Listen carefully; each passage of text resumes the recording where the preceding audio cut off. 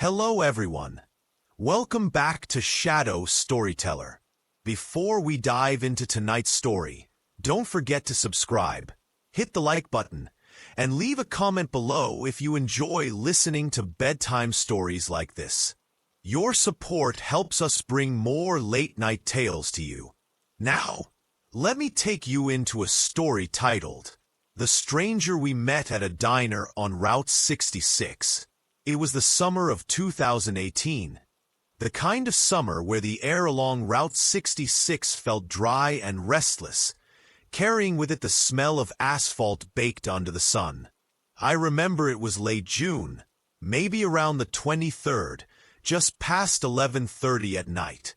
My friend Michael was driving his old Ford Taurus, and I sat in the passenger seat with the window slightly cracked open, letting in the desert breeze.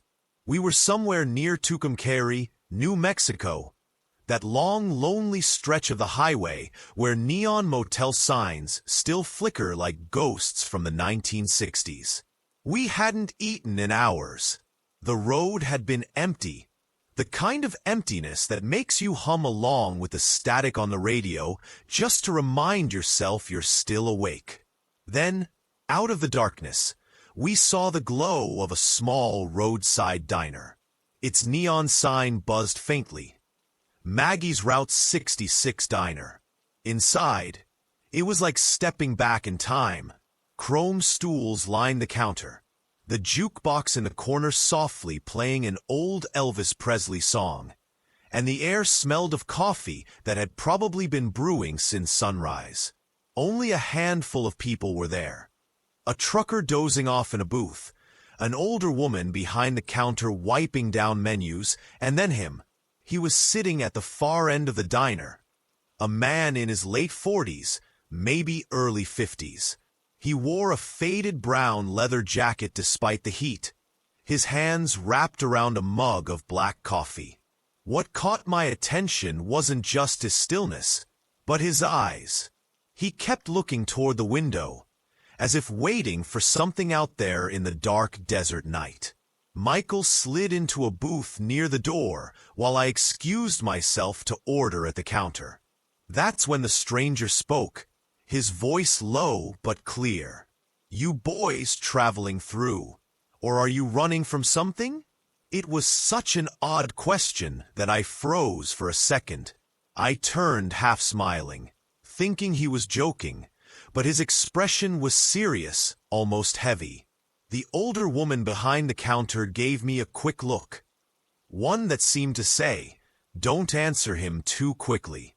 The clock above the counter ticked past midnight, and the hum of the refrigerator filled the silence. Outside, the desert was wide and endless, but inside that diner, time seemed to slow down. Michael glanced up from his menu, curious. "Just passing through," he replied casually. "Headed west toward Flagstaff." The stranger nodded slowly, his fingers tapping against the ceramic mug. Then, leaning slightly forward, he asked, "Ever driven this road after 1 a.m.? The way he said it made the small hairs on the back of my neck rise. His tone wasn't conversational. It felt like a warning. At that moment, the jukebox clicked, the song changed, and for a split second the diner seemed quieter than it should have been. Even the trucker stirred from his sleep. The stranger's gaze fixed on us again, and he whispered, almost to himself, "That's when the road shows its real face." The words hung in the air longer than they should have, almost as if the stranger had placed a weight in the middle of the room that none of us could easily move.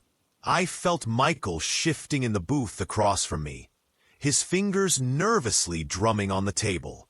He was never the kind of person to let odd comments get to him, but something about the man's tone cut through the ordinary rhythm of a road trip. The woman behind the counter, Maggie, I assumed it was Maggie, given the name of the diner, poured coffee into my cup without saying a word. Her eyes, though, betrayed her unease. She shot another quick glance toward the stranger, then busied herself stacking plates, her shoulders tense. I slid into the booth beside Michael, still feeling the stranger's gaze. He didn't look threatening, not in the way a man might if he were drunk or itching for a fight. His stillness was worse than that. It was the kind of presence you noticed, because it didn't move when everything else did. The jukebox cycled into another track, an old Patsy Cline number, but he didn't flinch. He just sat there with his coffee, his leather jacket creasing with the small rise and fall of his chest. Michael leaned across the table, speaking under his breath. Guy's probably just some washed-up local trying to spook travelers. Don't let it get in your head. But the truth was, it already had. The desert night outside, the near-empty diner, the flicker of neon on the glass windows. It all pressed down on me in a way that made his words hard to shake. The man finally spoke again, his voice rough, carrying the rasp of too many cigarettes. You think I'm just another drifter. I know what you're thinking. He tilted his head toward the window. But when the clock hits 1, you'll see it too. Michael chuckled softly, but it wasn't convincing. See what? The man's lips curved into a faint smile, though it was more weary than amused. He didn't answer right away. Instead, he reached into the pocket of his jacket and pulled out a small object wrapped in a folded napkin. He placed it gently on the counter near his coffee cup, unwrapping it slowly with fingers that trembled ever so slightly. It was a silver key, old and worn, the kind you'd expect to open a locker or maybe a box. He turned it in his hand, letting the dull light of the diner catch on it. This, he said quietly, is all that came back with me the night it happened. Michael and I exchanged a quick glance. My mouth was dry. I wanted to ask what he meant, but before I could, Maggie interrupted sharply from behind the counter. That's enough, Frank, she said, her voice tight. You're scaring customers again. The man, Frank, looked at her, and for the first time his eyes softened, almost apologetically. He slipped the key back into his pocket and nodded. Maybe I am. Maybe that's better than letting someone else end up like me. The room grew still again. Even the trucker, who had been half asleep in the corner booth, stirred and muttered something about the restroom before shuffling toward the back. The sound of his boots against the tile floor echoed too loudly in the silence. Michael finally spoke up, forcing a laugh. All right, Frank, you've got us curious. What exactly is supposed to happen at 1 o'clock? Ghosts on the highway? UFOs? I've heard the desert's full of stories. Frank's gaze returned to the window, the darkness beyond it stretching forever. Not ghosts, he said. Not exactly. It's the road itself. It changes, not in ways you'd notice at first. A turn you don't remember taking. A stretch that feels longer than it should. The headlights behind you that never seem to pass. And then, he stopped, pressing his lips together. Then something tries to come through. I shifted uneasily. Come through? From where? He looked at me for the first time directly, his eyes locking onto mine, and in them I saw exhaustion. Yes, but also something else, fear. Real fear. The kind that doesn't come from telling campfire stories, but from living through something you can't explain. You'll know if you stay out there past 1, he said simply. Michael rolled his eyes and leaned back, pretending not to take it seriously, but his leg bounced under the table in a nervous rhythm. I didn't know what to believe. Part of me wanted to laugh it off, too. Another part wanted to check my watch. It was 12:18. We ordered burgers and fries, trying to distract ourselves with food. Maggie delivered the plates wordlessly, her eyes lingering on Frank as though making sure he wouldn't say more. The food was good, greasy, and comforting, the kind of meal that normally would have lifted my spirits after a long day on the road. But I couldn't shake the way Frank's words hung over us like the low hum of electricity. At 12:45, Frank stood. He left a couple of bills on the counter and shrugged into his jacket. As he passed our booth, he paused, resting his hand on the back of the seat. "If you keep driving tonight, remember this. Don't trust what you see past the bend. Not everything on this highway is meant for you." Then he was gone. The bell over the diner door jingled softly, and the desert swallowed him whole. Michael exhaled loudly. "Well, that was creepy as hell. But he's just some crazy old guy. You know how many weirdos hang out at diners like this?" I nodded slowly, though my eyes stayed on the window. The parking lot outside was empty, bathed in the sickly glow of a single flickering lamp. Beyond it, the desert stretched black and endless. We paid our bill, thanked Maggie, and stepped into the night. The air was still warm, carrying the faint scent of sagebrush and asphalt. Our car sat alone in the lot, its paint catching the yellow light. Michael unlocked the doors and tossed the keys onto the dashboard with a sigh. "All right, let's put some miles behind us. We've still got at least 3 hours to Flagstaff." I climbed into the passenger seat, checking the time on my phone. 12:56. As Michael started the engine, I couldn't stop myself from glancing down the road. The highway stretched out in both directions, straight as an arrow, vanishing into darkness. It looked the same as it always had, and yet, somewhere deep in my chest, I felt the first stirrings of unease. We pulled onto Route 66, the headlights carving twin paths through the night. The diner shrank in the rearview mirror until it was just another faint neon glow swallowed by the desert. The clock on the dashboard flicked to 1 a.m. And then, just as Frank had said, the road began to change. The dashboard clock glowed faintly in the dark interior of the car. 1 a.m. sharp. Michael tapped the wheel with his fingers, humming along to the low static-filled music from the radio. Outside, Route 66 stretched endlessly forward, 2 pale ribbons of asphalt illuminated by the car's headlights. At first, everything seemed ordinary. The desert lay quiet under the heavy blanket of night, the occasional silhouette of a cactus breaking the horizon.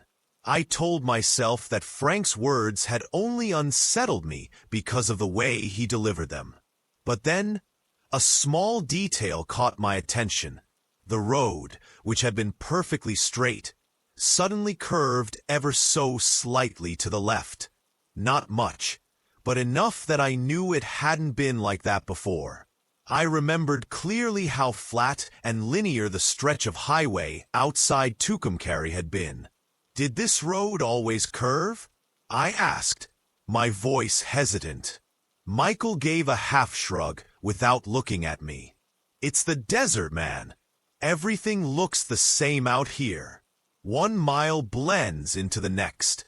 I wanted to believe him, but my chest felt tight. I glanced in the side mirror. The glow from Maggie's diner should have been faintly visible in the distance, but the mirror showed nothing, just pure blackness, like we had already driven dozens of miles away. I leaned forward, squinting into the darkness. That was when I saw them. 2 faint lights behind us. Headlights. At first I felt a wave of relief. Another traveler on the road. But the relief soured quickly when I noticed how steady they were. The lights didn't grow closer. They didn't fade away. They stayed at the same distance, unwavering, as if locked in place. "Hey, check the mirror," I said, trying to keep my voice calm. Michael glanced up. Yeah, someone's back there. What about it? They're not gaining on us. Not falling back either. Michael chuckled, though his laugh was brittle. Maybe they're just keeping a steady pace. Not everyone's in a hurry. I nodded, but kept my eyes fixed on the mirror. The lights stayed. Too perfect, too unmoving. The radio fizzed suddenly, the music dropping into a burst of static. A man's voice flickered faintly through the interference. It was so soft, I thought at first I imagined it. Don't trust the bend. The words echoed, and my stomach turned cold. Did you hear that? I asked. Michael frowned, twisting the dial. Damn signal out here. We're probably picking up some station bleed from Texas or something. But deep down, I knew it wasn't just static. The voice had been sharp, deliberate, as if it had pushed itself through the noise to be heard. The clock ticked to 1:09. The curve in the road had grown sharper, bending us toward the south. I looked at my phone, opening the map app, but the screen wouldn't load. Just a blank gray grid with no signal. Then, almost without warning, the air shifted. The temperature inside the car dropped, and a thin mist began to rise from the desert floor, catching in the beams of the headlights. Mist in New Mexico in late June. It didn't make sense. The desert wasn't supposed to breathe like that. Okay, that's weird, Michael muttered, leaning forward against the wheel. Where the hell did this fog come from? The headlights behind us were still there, glowing steadily through the haze. I watched them, unable to blink. And then, just as the road bent again, I realized something that made my blood run cold. There was no car attached to the lights. The mist shifted just enough for me to see. The headlights floated bright and white, but beyond them, there was nothing.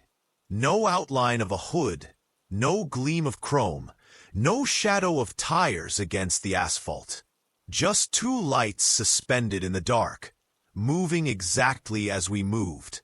Michael, I said, my voice breaking. Look again, please. He flicked his eyes to the mirror, then swore under his breath. His hands tightened on the wheel. It's a trick of the fog. Has to be. But we both knew it wasn't. The road bent once more, sharper now, though no map had shown such turns. The landscape outside had changed, too. Instead of scrub brush and desert sand, shapes loomed in the fog. Structures, maybe, or broken silhouettes of old billboards leaning at odd angles. One of them flashed briefly in our headlights.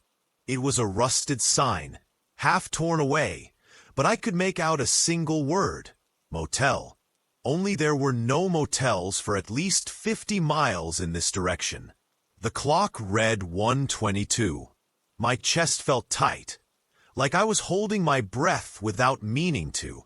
I reached into my pocket and touched my phone again, as if it could somehow tether me back to reality. But the screen was black. It had powered off entirely, even though the battery had been at 60%. And then, from somewhere deep in the fog ahead, a figure appeared. It was standing directly in the middle of the road. Michael slammed on the brakes. The tires screeched, and I felt my body lurch forward against the seatbelt. The car skidded to a stop just yards away. My heart hammered so loudly I could hear it in my ears. The figure didn't move. In the beams of the headlights, it looked like a man, dressed in something long. Maybe a coat, maybe not. His face was obscured by the mist, but the stillness of his stance was undeniable. He didn't flinch, didn't turn, didn't show the slightest acknowledgement of almost being hit. "What the hell?" Michael whispered. The floating headlights behind us flared suddenly brighter, as if reacting to the stop. My pulse spiked. The man ahead raised his arm slowly, almost mechanically, and pointed, not at us, but to the right, off the road, into the fog. His hand hung there, trembling faintly, as if forcing us to look where he directed. "Don't," Michael muttered, but I couldn't stop myself. I turned my head, following the line of his gesture. Through the haze, I saw it. A building, or at least the outline of one. It looked like another diner, eerily similar to Maggie's, with a neon sign buzzing faintly above it. But the letters were broken, scrambled, and the light flickered erratically. It wasn't possible. We had driven away from Maggie's diner nearly half an hour ago, and yet there it was, or something like it. The man in the road lowered his arm slowly, then stepped aside without a sound, fading into the mist as if he'd never been there. The headlights behind us began to advance. For the first time, they moved closer, swallowing the distance between us with unnatural speed. Michael cursed and slammed the car into gear. "We're not sticking around for this." He pressed the accelerator, and the tires screamed against the asphalt as we shot forward. The fog thickened, the floating lights gaining behind us, growing larger, brighter, until they filled the rear-view mirror entirely. I pressed myself back against the seat, every muscle in my body tense. And then, just as suddenly as they appeared, the lights vanished. Gone. The fog thinned. The road straightened. The desert returned. The clock on the dashboard read 1:37 a.m. For a long time, neither of us spoke. The only sound was the hum of the tires against the road and the shallow rasp of our breathing. Finally, Michael whispered, "We should have listened to him. To Frank." I nodded, my throat dry, my hands still trembling against my knees. Out the window, the desert stretched endlessly, calm and silent once again. But deep in my gut, I knew the night wasn't done with us, and we still had miles to go.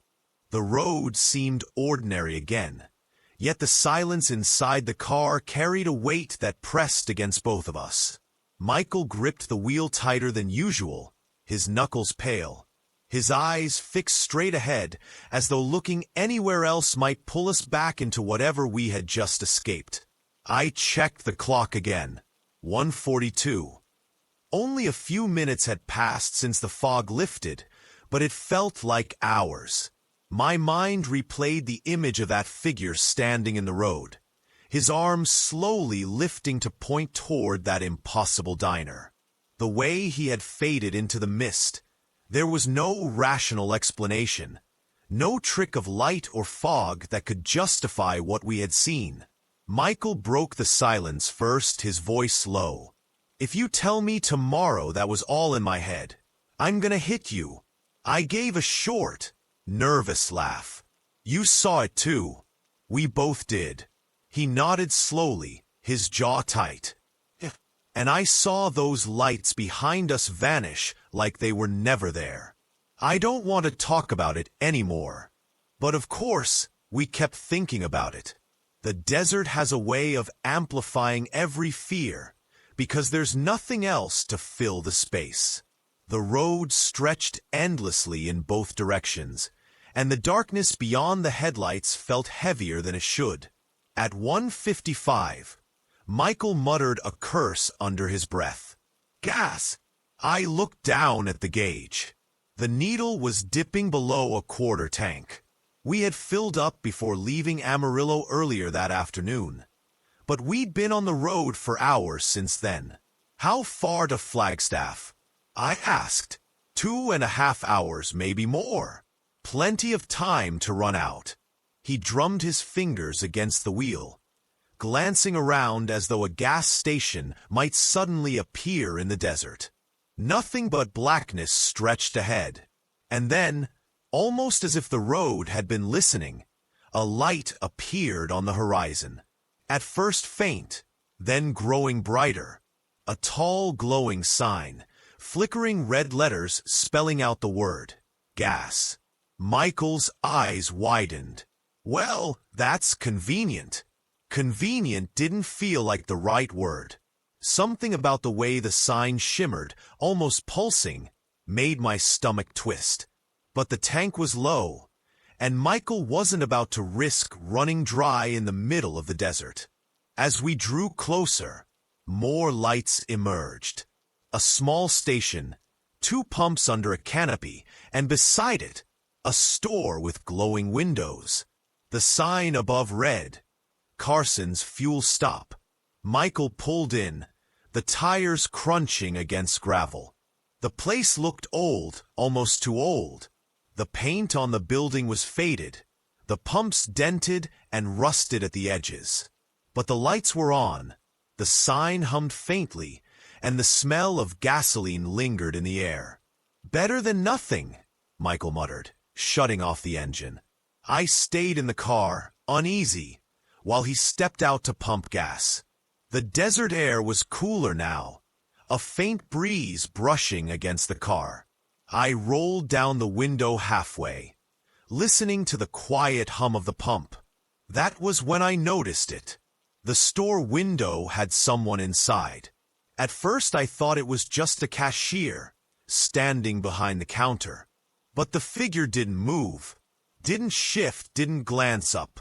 Just stood there, motionless, staring straight ahead. The light from inside caught on his face, but it wasn't clear. Like the glass between us blurred his features, making him look unfinished. Michael finished pumping, slammed the gas cap shut, and got back in the car. Good enough to get us to Flagstaff.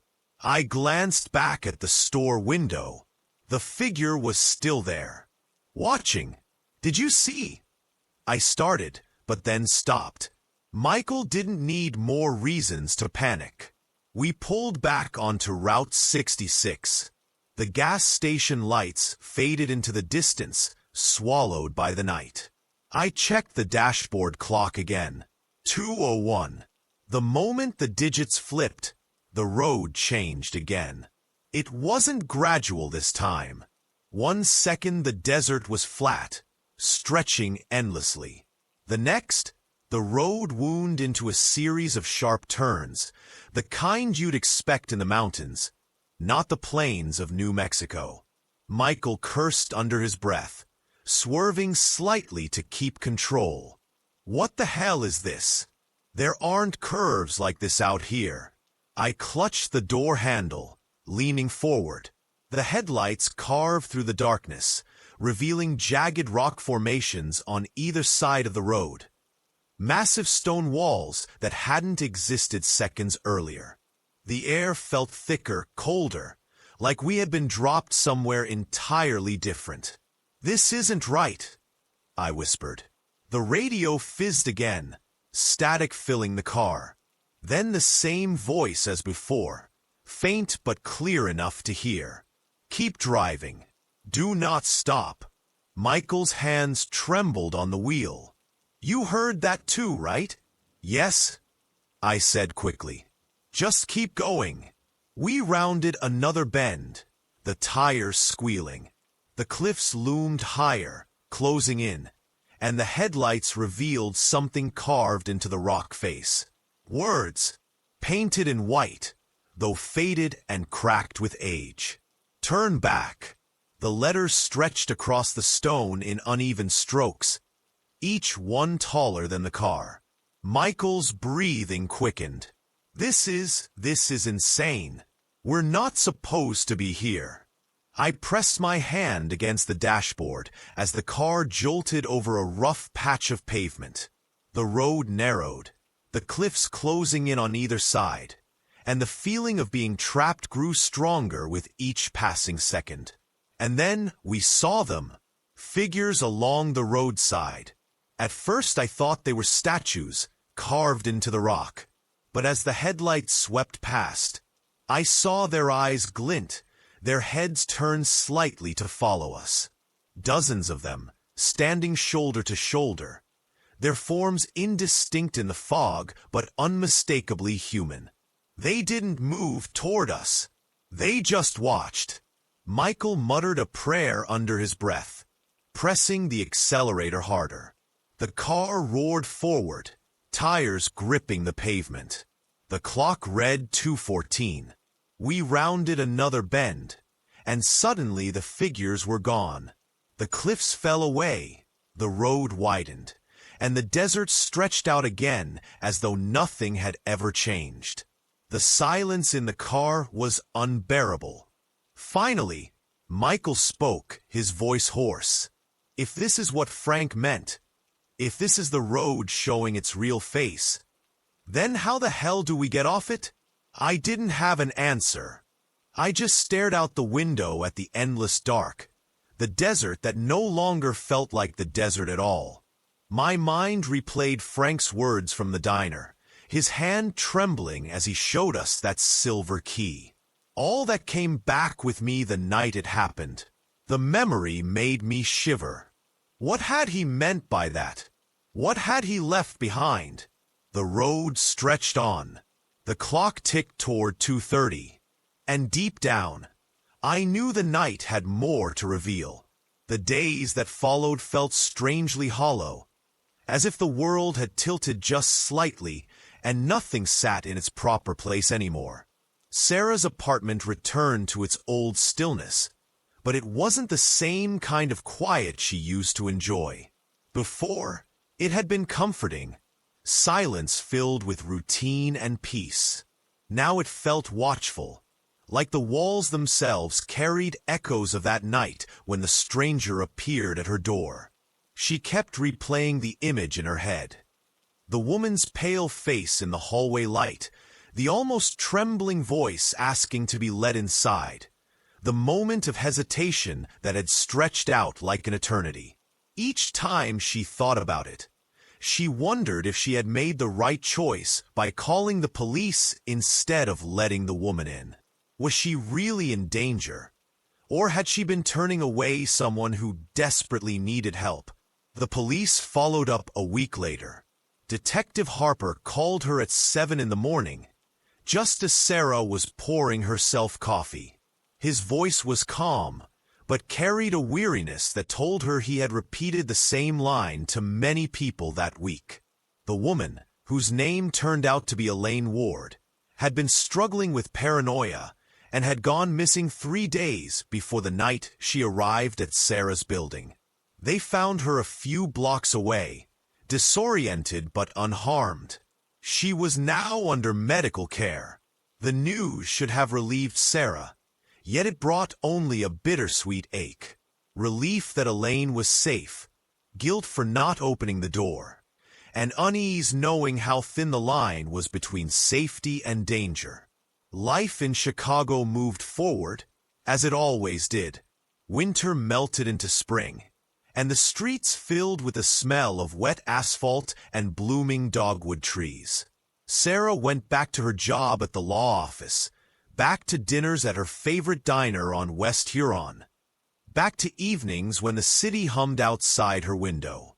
But sometimes, when footsteps echoed in the hallway late at night, her body tensed before her mind could remind her that it was only a neighbor. In early May, she received a handwritten letter. It was forwarded through the police department and bore a careful, almost fragile script. It was from Elaine. She thanked Sarah for calling the authorities that night, saying that if things had gone differently, she might not have received the care she needed. The words were shaky but genuine, filled with a quiet gratitude that Sarah hadn't expected. She read it 3 times, each time with a heavier heart. That night, Sarah sat by her window, looking at the glittering skyline of the city. The letter rested on her lap, the paper soft under her fingertips. She thought about how every choice she made had ripples she couldn't always see, how fear and compassion often collided in the moments that mattered most. She folded the letter carefully and tucked it into her journal. For the first time since that night, she let out a breath that felt like it had been trapped in her chest for months. The city outside was alive, unpredictable, sometimes frightening, yet also full of chances to choose. Whether to open the door, to turn away, or to reach out in some small, imperfect way. Sarah didn't know if she would ever see Elaine again. Perhaps their paths had crossed only for that one unsettling night, meant to leave its mark and then dissolve into memory. But she knew she would always remember the knock at her door, and the quiet lesson it carried about the fragile threads that connect strangers in a city that never stops moving. As the clock struck midnight, Sarah finally switched off the lamp and let the darkness settle around her. It was no longer the kind of darkness that pressed in with fear. It was simply the night, vast, inevitable, and waiting to be lived through.